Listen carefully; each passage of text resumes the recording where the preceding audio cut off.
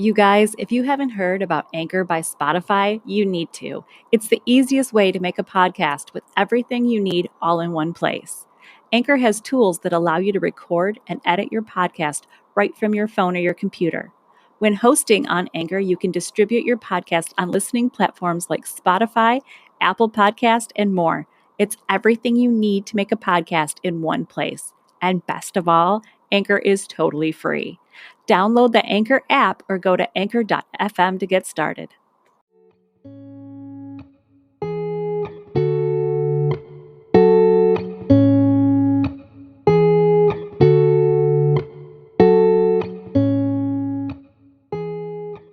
Welcome to the Halloween episode of Mimesis, a podcast about all the twisted ways that art and life imitate each other. I'm Stacey Rourke. And I'm Sandra Sheriff-Zackerly. And we are your spooky hosts on this Hallows Eve. Happy Halloween. Happy Halloween. What are your plans for this Halloween, my dear? Take the kids trick-or-treating. Put out a table of candy for neighbors to take.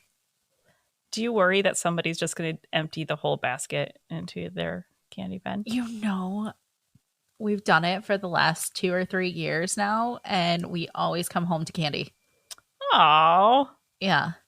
That's cool. Yeah, I don't know if it's because our neighbors were sitting outside last year for the last 2 years watching it, but monitoring it. We came home to candy. So we'll see this year. We don't have the same neighbors anymore. So. Yeah.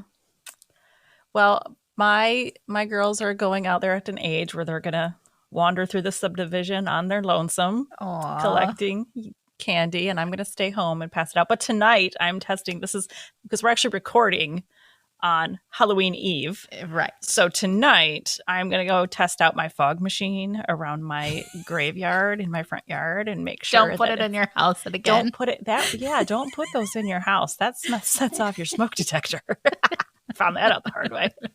But we're going to test it outside where it belongs and get that fired up and ready to go. I'm so happy that your girls still want to go trick-or-treating. I love that.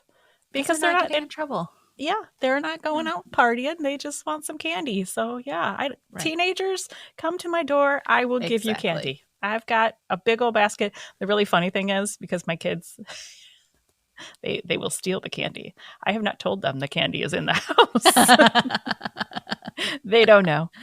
Yeah. Ours is sitting unopened. Scott, he's like, can I open this? And he goes, no. And I was like, why? He goes, because I will steal it and eat it. So do not open it. Yep. The only thing that I haven't been able to keep myself out of is this year I got Sour Patch Kids, I got Rolos, I got peanut butter cups, and I got Tootsie Roll Pops. And I can't leave the Tootsie Roll Pops alone. Like, can't help it. That's cute. You would think the chocolate, but nope, I can't leave the Tootsie Roll Pops alone. That's cute. Anywho, I'm sorry. Sorry. This past week, Emma had her concert and they were able to dress up. So now she's like, I need more for my costume. Aw, she looks so cute too. She did. Yeah, they did so good at their concert. Isn't that fun? We just went to the girls' high school play last night, and the set was just beautiful. Is that where the pictures were taken from that Ellie posted? Yeah. That was gorgeous. Yeah. The set was really, really pretty. They built a piano, and it was really neat. Awesome. They had like hidden doorways like walls that turned on the set for a high school production. That's freaking crafty. Yeah. Oh, I'm sad I missed it. Yeah. And I'm sad I missed Emma's concert. The hazards of living. What? You can go and watch it. Yeah, I still need to. That link, it wasn't just a live link. They actually recorded it. Okay, good. Good. Yeah. Because this week, work-wise, this whole week got away from me. Yeah. I got slammed with work this week. Yes, you did. But I fit in time for my research. Before we get to that, though, you have something you have to say. Oh, yeah. I made a boo-boo last week. I hinted that Trish died, And Trish didn't die. It was just Derry. Yeah. She's just fine. She's feeling better. She'd like to go for a walk. Yes. Well, I think she was in the third one. Oh, she came back. She was the She last did girl. come back. Yep. So, All right. yeah. Little correction there. All right. Well, today we are going to talk about vampires. Vampires. Pretty excited about this. I love vampires. I know. I always said I would never write a vampire book. Yep. I have an entire series that is vampires. Yes, you do. And it's really good. You all should go read it. Thank you. I love that too. I said I would never ever do vampires, and the story came to me, and I was like, "Well, shit. I guess I'm writing vampires." Yeah, so I did. I've been marathoning True Blood. I think I've been talking about this like the last 3 episodes. I'm up to season 5. You can ask me. Season 5's not good. I have never watched season 5, so I couldn't tell you. It's not good. It's not good. I think the last episode I watched, I mean, spoiler alerts, was like she got taken to the fairyland or something. Yeah. That was like the last episode I watched.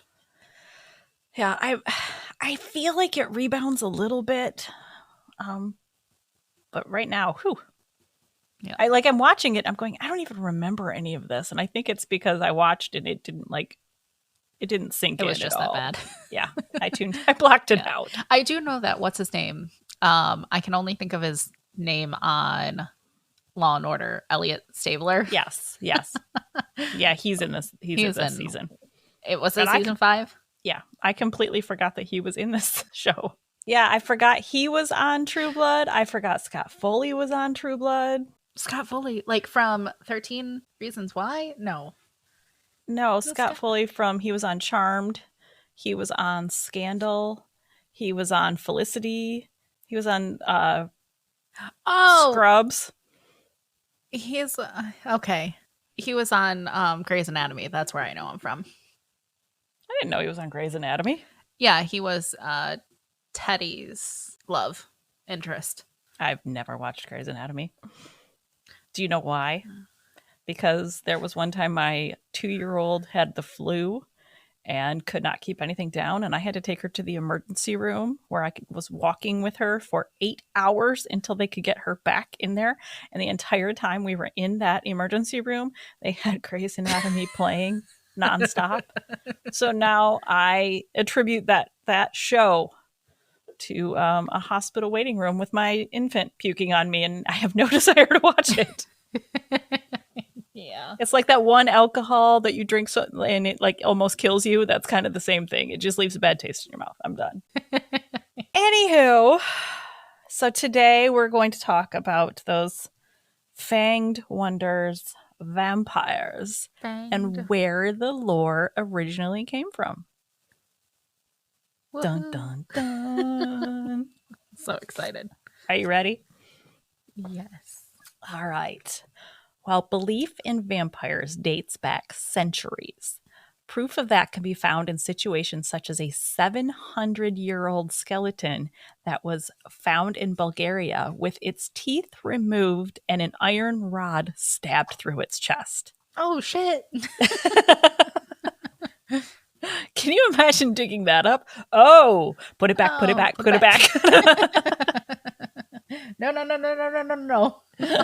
We are not unleashing that. Don't drop a blood on him. He'll come back. Exactly. This lore is as old as time, and it's a genre that people are just fascinated with. I mean, we've got books, movies, television. I'm sure this year we'll see some trick-or-treaters dressed as vampires. Oh, for sure. Yeah, every year. And the rules, for the most part, are pretty typical. Except they have fangs, except in Twilight. They drink blood, except for the Count on Sesame Street. He doesn't. Yes. What does he eat? I don't know. They can't see themselves in mirrors, yet somehow their hair and makeup is always perfect. Perfect. How? Yeah.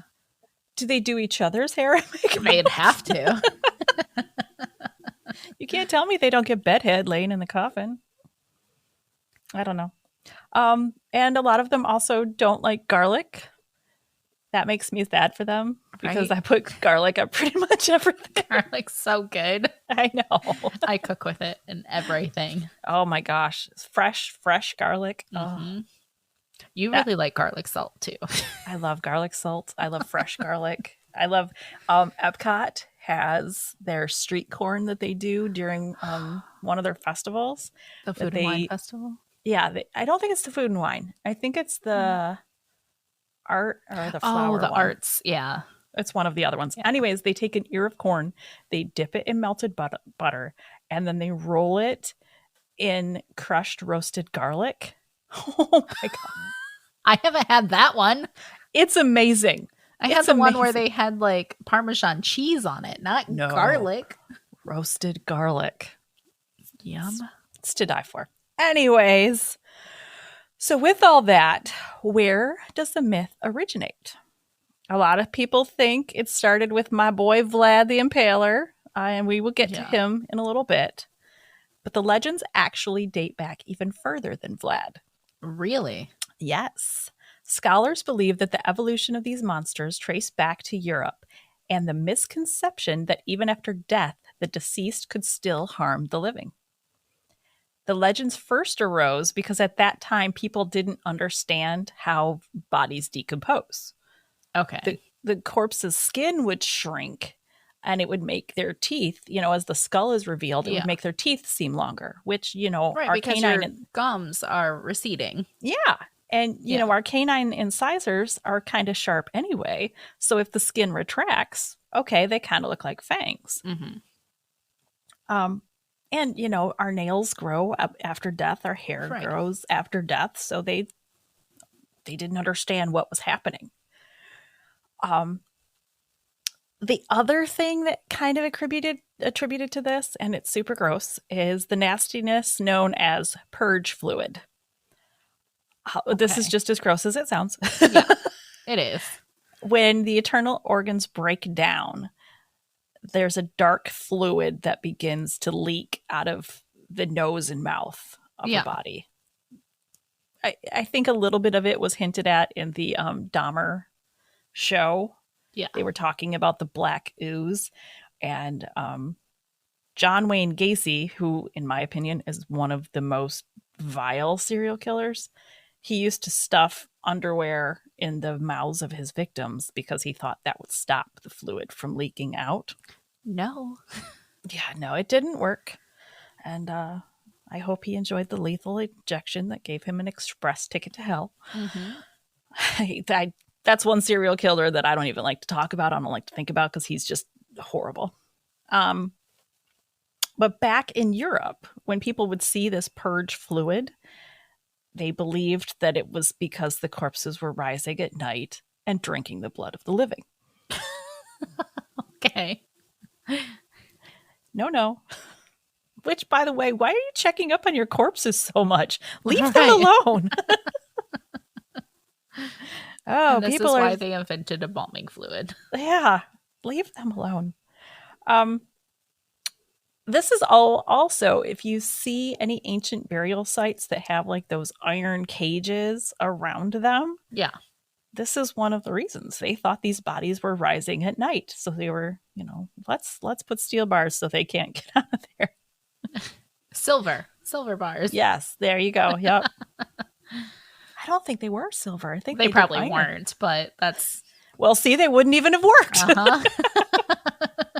The vampires would have been like, cute. I'm just going to bend these. Like, where did the silver come from? I don't know. That one I'm not sure of. It might actually be some of the original books that were written about vampires. Because if you think about it, the very first books, and we'll talk about that later, when they were written, they could make up whatever they wanted to, the wooden stakes and everything. They were like... Right, because there's no imprint yet. Yeah, they were able to make it. Footprint, yeah. They were able to make it whatever they want. And then some people swooped in and were like, but what if they sparkle? Hear me out.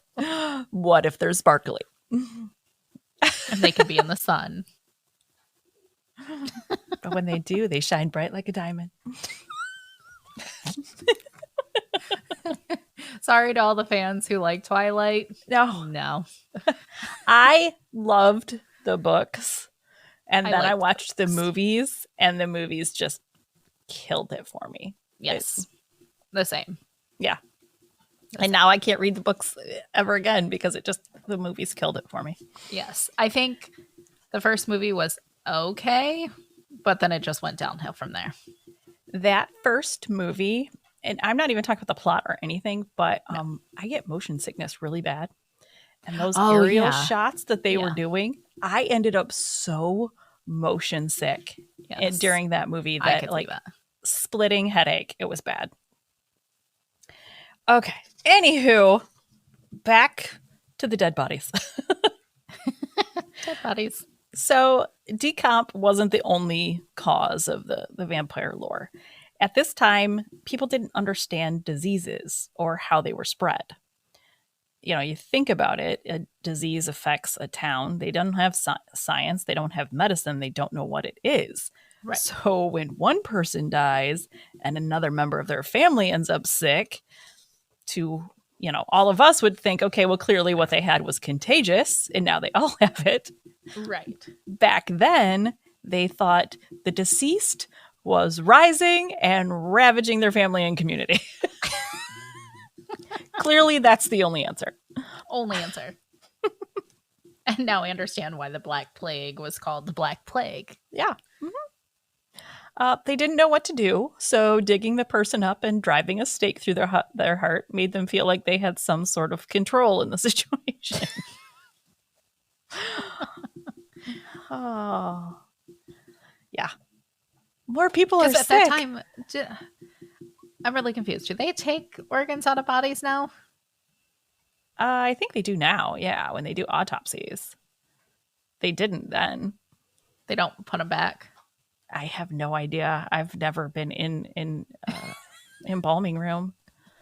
The first opportunity I get, I'll let you know and I'll take notes. I don't think you'll go in there. You don't think I would? I'm too much of a chicken. I would totally do it. I would totally do it. Yeah. I would go in with the thought that it's research. Yeah. Like research for my books. I would go in and then I would probably pass out. I would probably hear like a ringing sound in my ears and then hit the floor, but my dumb ass would go in. Absolutely. I couldn't do it. I don't think I could do it. Unless it was like a horrific accident scene where like the person had suffered some horrible accident.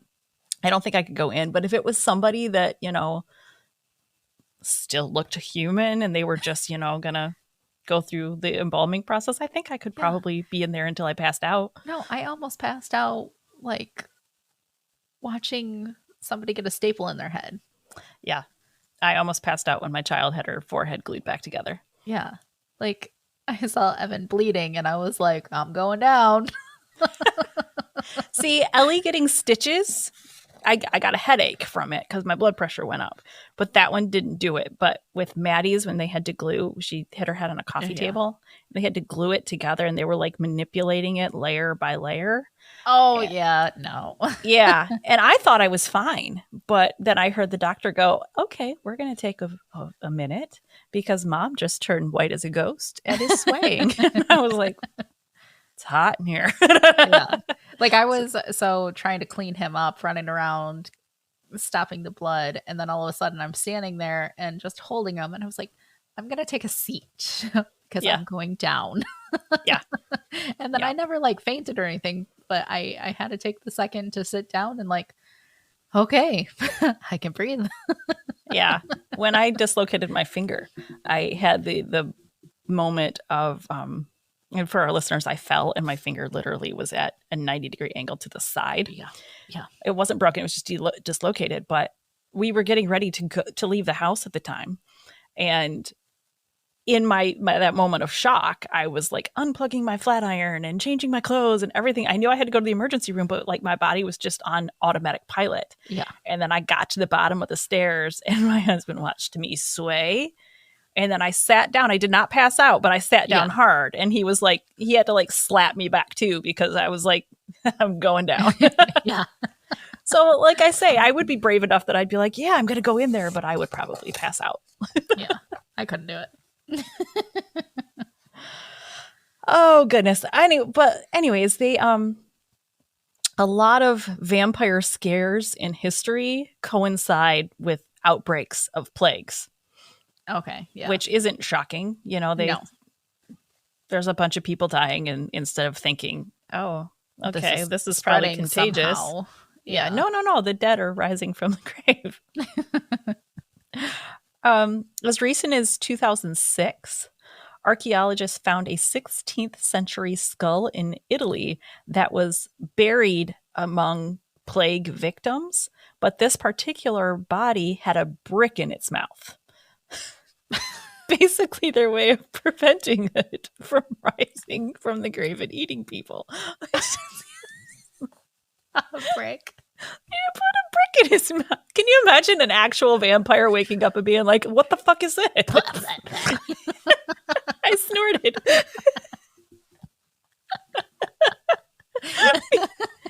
Think of like Vampire Bill from True Blood waking up with a brick in his mouth. What is that? What is that gonna do? Blah, there. Yeah. Oh, they didn't know. Bless their hearts. Another type of lore believed that vampires didn't have to leave their grave to do harm, which makes me think of that part in the movie Bram Stoker's Dracula when he's buried in dirt and still managing to like unleash all sorts of chaos. Yeah. Remember that part? Did you watch Bram Stoker's Dracula with Keanu Reeves and Winona Ryder? You've never watched it? Oh, girl. I don't know. Maybe. I let my kids watch it. They were like, why is every time they drink blood in this movie like such a sexual thing? Like they make it like almost like they're like moaning and writhing, and the girls are like, wow, this is really over the top. And they're like, why am I watching this with my mother? Yeah, exactly. Vampires. They're like, okay, well, I never have to watch that again. Right. Anyways, this particular legend comes from northern Germany, where it was believed after devourers would chew on their burial shrouds, which would cause trouble to their living relatives, aka sickness and plague, which goes back to the whole shit was contagious thing. Yeah. So they thought they were in their nomin or blankies. And that's how I'm eating. I'm getting all the fiber. Okay, so they're nomming on their burial shrouds. What do we do to correct this problem? We, of course, exhume the bodies, because that was their answer to literally everything. They would stuff their mouths with soil, stone, and coins for good measure. It was believed, and I need you to really think about this sentence because it's so dumb. It was believed that if the corpse couldn't chew, it would die of starvation. The corpse would die. It's a corpse. Can't die. Already dead. Yeah. Anywho. Oh, but I mean, if you're living through that time and you really think and that these things are coming back and eating, like, you're gonna do what you think you need to. Why not burn the body? Like, if the person's already dead, why don't we just burn the body? I guess Christian burials were a thing back then. You don't burn the body. Yeah, and I believe the Jewish, they don't let anything happen to the body. Yeah. A lot of religions and beliefs don't want the bodies burned. So I guess I'm all for burning my body. I know that sounds bad, but I don't want to rot in the earth. Just go ahead. I don't. I just want to be cremated. Make sure I'm dead first. Take up space. Make sure I'm dead. Exactly. I want to be just dead resting. first. Yeah, but I get it. I mean, you don't want to do anything with the body, so you want to find some other way to stop it from rising or chewing on things. I don't know. And they went to some extremes. Did you ever see they had the because they were worried about burying people alive. They would put those big long like horn things down into the ground with the thought that if somebody was buried alive, they could just use that to signal for help. I never saw You've that. never seen those? Yeah, No. that's a thing. That's a thing. How often do you think that happened? They're like, damn it, we did it again. We've got to find a better way. How would they know that they did it unless they're digging up these people all the time? There's Really? scratch marks on the inside of this coffin lid. I'm not sure this one was dead.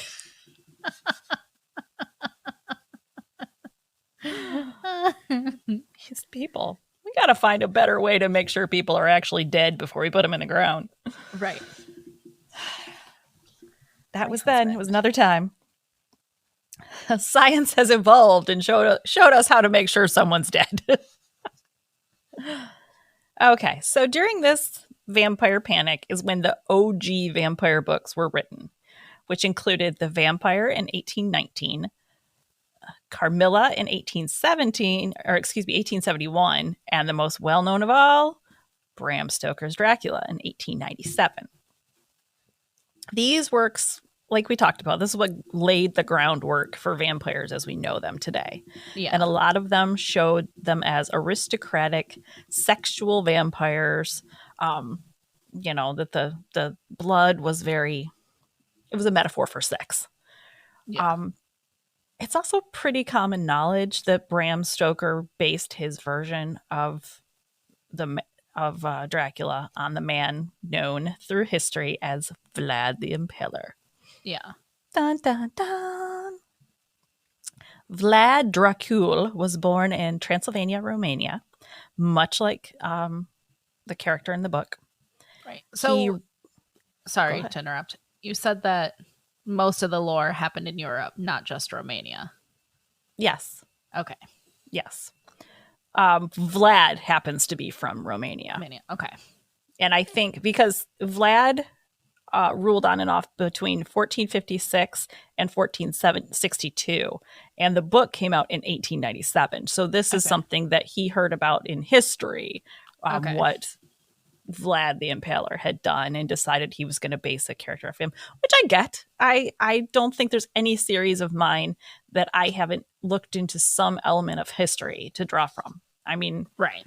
Every single one of my series, I like to draw elements of genuine history in, because I think it makes the story more real, more authentic. Yeah. Because it can draw on, reality is usually weirder than fiction. So to tie it in there, I don't know. I think it gives it more of a realism. And I think that's what Bram Stoker did, is he found out about Vlad and decided to base the character around him. Right, because then you're kind of keeping that history going. Exactly. In a sense. Yeah. Because people are going to notice a work of fiction a little bit more than a history book. And how many times now do you think of Vlad the Impaler and Dracula together? I mean, It's the two go hand in hand, but for no reason. It's right. Vlad than he wrote about him. Yes. Vlad was not actually a vampire. He wasn't. Even though I wrote a book. But he was. He wasn't. Vlad, as I said, he ruled in Romania from 1456 to 1462 on and off. During that time, he fought off the Ottoman Empire to protect his people. And his methods were brutal. I mean, you don't get the name the Impaler by being a nice guy. Right. He would impale his enemies on wooden stakes, and it's rumored that he would dine amidst his dying victims and dip his bread in their blood. Yuck. Ew. The impaling on spikes, I think we can all call that truth. I mean, they called him the Impaler. Right. We'll go with that one. In my opinion, and this is just my opinion, I think the stuff about dining among their bodies and dipping his bread, I think that's stuff that painted him more and more as a monster through history. Right. You know what I'm saying? That they just they embellished the yes. actual facts. That's what I think happened. To make him seem more monstrous, yeah. Exactly. Because there's a lot of people that they hear Vlad the Impaler and their thought is he was this monstrous person. Right. However, and I researched Vlad quite a bit before I wrote my book, Vlad was a hero to his people. Right. They had statues of him everywhere. He kept them safe. They felt protected. He took no shit from anybody. Yeah.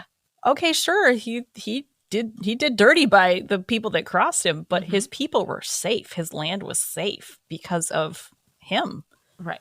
So, one person's villain is someone else's salvation in this case. Exactly.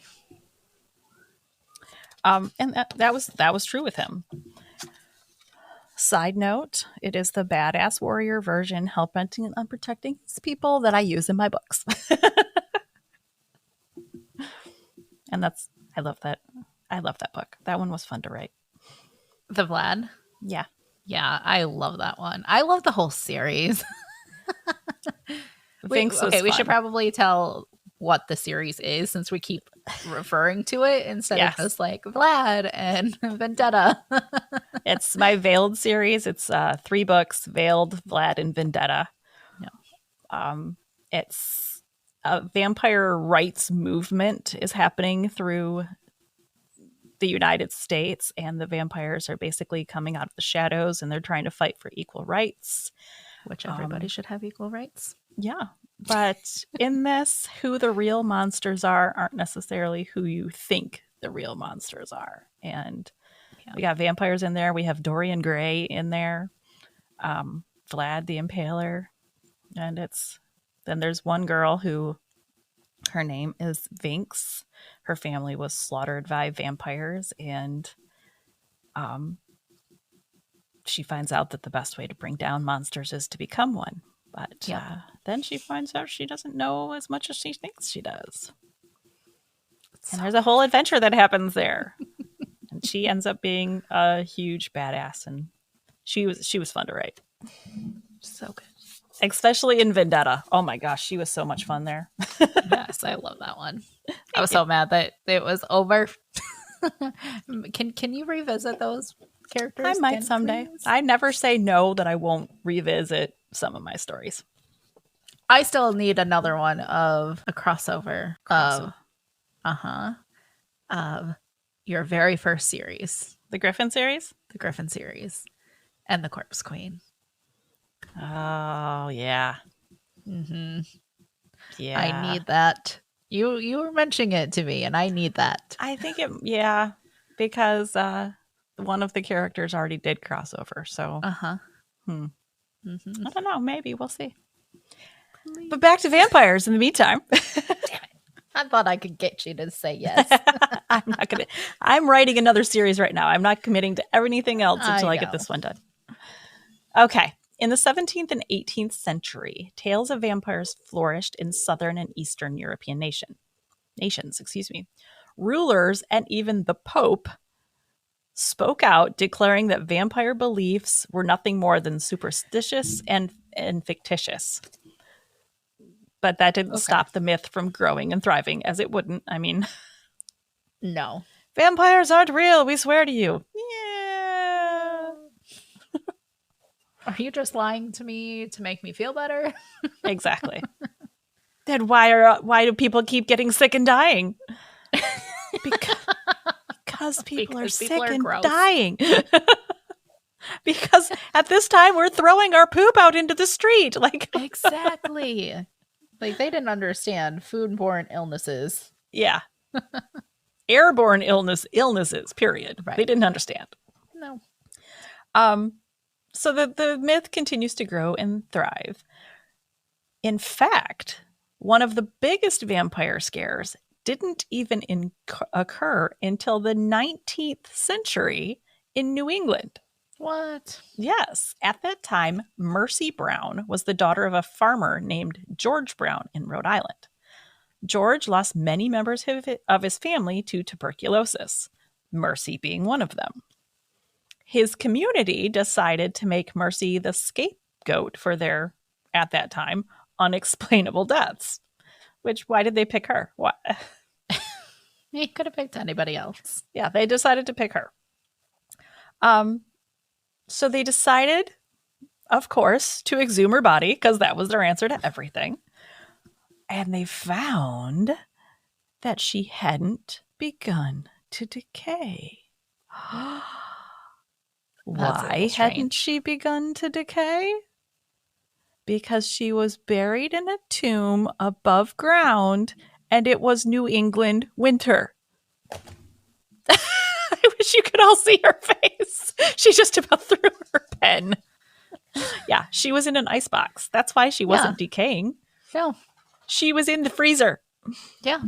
And the minute that it warms up, her body's going to be like mush. Squish. Yeah. Yeah. Because that's what it does. But she was frozen at the time. But they were like, she hasn't begun to rot. And that must mean she's a vampire. So what did they do? Staked her heart. No. It probably would have been better in this situation if they would have just staked her. They decided, because some of her family members were sick, that they would cut her heart out, cut out the dead girl's heart, burn it, and then feed the ashes to her sick brother. Because that's going to work. Guess what happened? Do you want to guess what happened? He died. He totally died. Yeah. Do you think he knew that that's what they were feeding him? Do you think they sprinkled it on his food? Or like brewed it in tea? Yeah. I don't know. Probably not. They were just like, here, you need to eat this. And he was like, kind of makes my stomach hurt. They're like, no, that's the demons leaving your body. See, okay. So these people practice witchcraft before they should have been bred to the Thank you. You're telling the Salem girls that they're guilty of witchcraft. No, you're cutting out hearts and feeding them to people. Yeah. That's some sinister shit. Exactly. That's the dark magic there. Yeah. Oh. Anywho, so another incident occurred in the 1960s when Sean Manchester, the 60s. Yeah, this is not that long ago. No. This guy was the president of the British Occult Society, and he claimed that a vampire was causing people to see strange things in London's Highgate Cemetery. Well, the newspapers, talked to any people that they could, which we know how well that works out. And people started reporting seeing a tall figure with burning eyes floating around the cemetery. And the newspaper embellished on these stories and started saying that it was a king vampire who was practicing black magic from beyond the grave. In 1970, Manchester told a TV news crew that he planned to exorcise the vampire on Friday the 13th. And that night, hundreds of people turned up to watch. Guess what happened? Nothing. Nothing happened. It ended up being media sensationalism. It was just a story that exploded in the media, kind of like the creepy clown sightings from a few years ago. You remember that? Yeah. Or just they were warning about clowns and remember before the COVID when we were worried about clowns? Yeah. Yep. Do you think maybe somewhere there was a fortune teller that was trying to warn us about COVID, but somebody misheard and said clowns? And very possibly. Fortune teller was like, no, I meant fuck, never mind. Clowns. Yes, be weary of clowns. Whatever. Okay. Okay, well, we have to because of it. Yeah. And that's another thing. I, to this day, believe that those clown sightings were a publicity stunt for the movie. Right, because didn't it come out? Around that time. Yeah. Yeah. I completely believe that was a publicity stunt. Yeah. That's just me, though. Now, since this 1970s thing, there have even been killers who believed themselves to be vampires and took it far enough to take actual lives. One of which was Rod Farrell, who at the age of 16 started a cult of bunny ears vampires who drank each other's blood. This cult began innocent enough. There was a role-playing game, kind of like Dungeons and Dragons, but this one was called Vampire Masquerade. I don't know if you've heard of it. I think I have, yeah. There was briefly a show made out of it. It had like different kinds of vampires. They all had different powers, and it was a cool concept. And there's a lot of people that played this game. I'm not saying anything bad about the game. I'm saying that these kids took shit way too far. Way too far, yeah. That's not on the game. That's on these kids. This little cult, in addition to Rod Farrell, who was 16 at the time, also consisted of Howard Anderson, who was 16, Charity Kesey, who was 16, Dana Cooper, 19, and Heather Wendorf, who was 15. 15-year-old Heather was going to run away from home with her little cult. She got the car with, the rest of them, and the car got a flat tire. And Anderson and Rod Farrell decided that they were going to steal the family's car instead of, changing their own tire, because, that's easier. So the two of them, Farrell and Anderson, left the others behind and went back to get the car. Instead, Farrell went into the family home and basically played out all of his gruesome vampire family fantasies on her family. Ugh. He beat her mother and father to death with a crowbar while Anderson watched. I'm sorry, but even if you were standing there watching, you're not innocent in my mind. Why didn't you fucking try to stop him? Some people say that Heather wasn't told about the murders until later, but there are some rumors that she wanted them dead. So there's kind of a... I think I've heard this case before in a different... Probably. There's been some different podcasts that have covered this one. Yeah. Regardless, Farrell was convicted of felony murder and is serving life with no chance of parole. Yeah. I don't care if people dress up like vampires. I don't care if they play role-playing games, but don't take it too far to where you're actually killing people. That You're just a murderer. Know that it's a game. It's make-believe. But that's where mental health is a big thing. Exactly. Like, it could be schizophrenia or whatever, that you really think that that's your reality. Yeah. But again, that's not the game's fault. That's not the music's fault. That's not anything but that person. Yeah.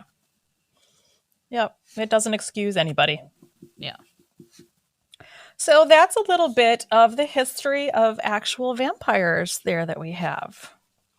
Now, I told you we were going to do this beforehand. I'm surprising everybody else with it. I have a game for you. Okay. We're going to play a vampire this or that. Okay. If you haven't seen it, I don't care. You just have to pick one. You just say a name. Okay. But you have to answer quickly and, this or that. Are you ready? Uh-huh. Okay. Bill or Eric? Eric. She said that that's so not fast. even a question. This one I'm not sure you'll know. Angel or Spike? Spike. Good girl. I never watched that show. But you know who they are. But I know who they are, and you talk about them enough. You live vicariously through me. And then my husband watched it too, so. Okay. Edward or Jacob? Oh, really? boy. This one hurts. You can tell. I'm probably gonna have to say Jacob. I used to be an Edward fan. Okay. All right. This one I don't know if you know, but just guess. Stefan or Damon?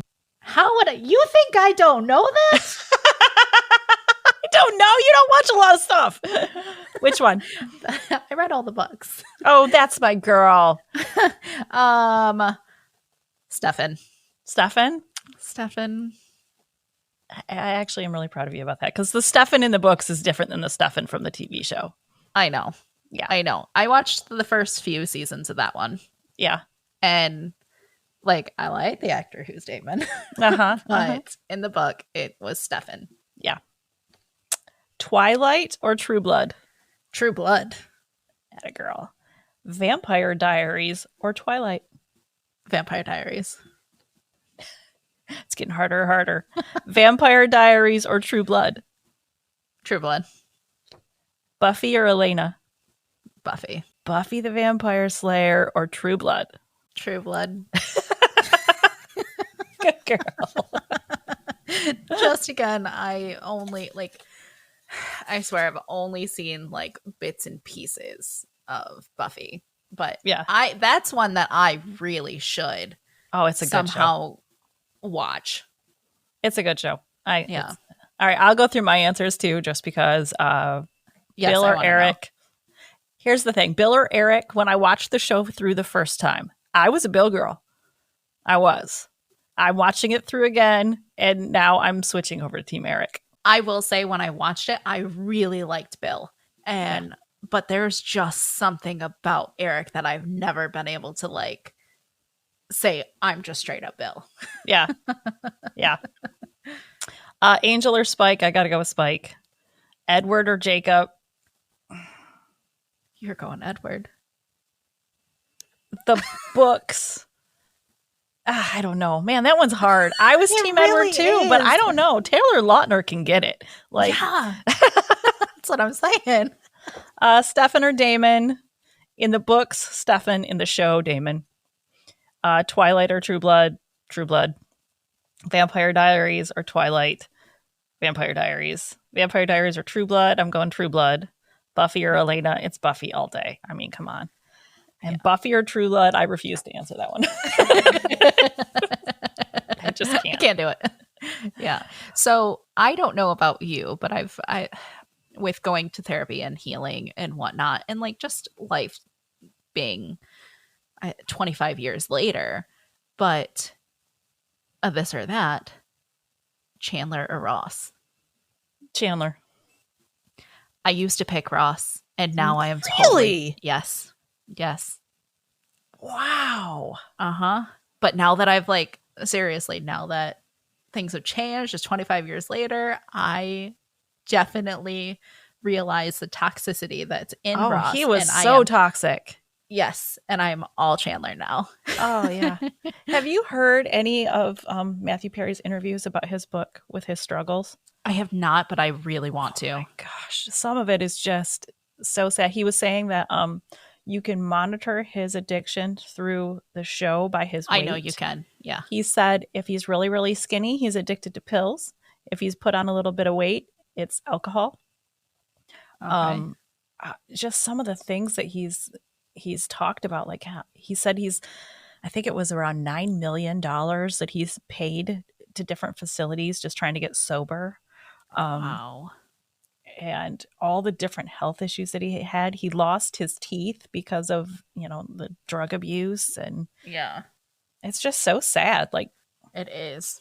Everybody loved his character, and to see now that, that's what was going on behind the scenes. Yeah. He did it well. Yeah. I guess one of the things that he said was he thought he was being sneaky about using again, and it was Jennifer Aniston that came to him backstage and was like, I know you're using again. I can smell the alcohol on you. You need to go and get help. Yeah.